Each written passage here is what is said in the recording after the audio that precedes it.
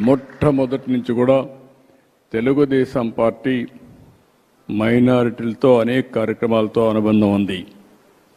ఈరోజు ఈ రాష్ట్రంలో సమైక్య ఆంధ్రప్రదేశ్లో ఏమైనా జరిగిందంటే అది తెలుగుదేశం పార్టీ హయాంలో ముస్లింలకు న్యాయం జరిగింది తప్ప ఇంకోటి కాదు. పేదవాళ్ళు ఎక్కువ ఉన్నారనే ఉద్దేశంతోనే మొట్టమొదటిసారిగా ఎన్టీ రామారావు గారు మైనారిటీ ఫైనాన్స్ కార్పొరేషన్ పెట్టి మైనారిటీలకు సహాయం చేసిన పార్టీ తెలుగుదేశం పార్టీ.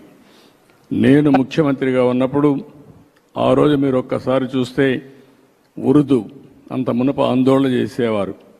ఎన్నో ఆందోళన చేస్తే 13 జిల్లాల్లో సమైక్య ఆంధ్రప్రదేశ్లో ఉర్దూను రెండో భాష చేసిన పార్టీ తెలుగుదేశం పార్టీ అని చెప్పి కూడా నేను మీకు తెలియజేస్తున్నా.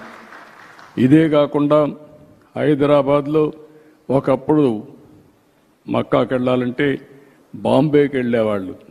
అలాంటిది హైదరాబాద్లో బ్రహ్మాండమైన ఇక్కడే ఫరూక్ గారు ఉన్నారు.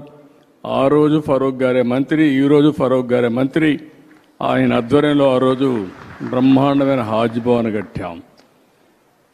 అదే మాదిరిగా ఏ ఆస్తులైతే వక్ఫ్ బోర్డు ఆస్తులు ఉన్నాయో అవన్నిటికీ ప్రత్యేకమైన కమిటీలు పెట్టి అవన్నీ కూడా పరిరక్షించిన పార్టీ తెలుగుదేశం పార్టీ అని చెప్పి కూడా నేను మీకు తెలియజేస్తున్నా.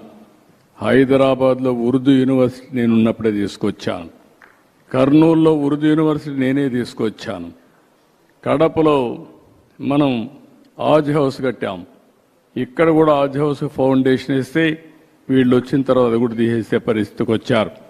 రంజాన్ తోఫా ఇచ్చాం.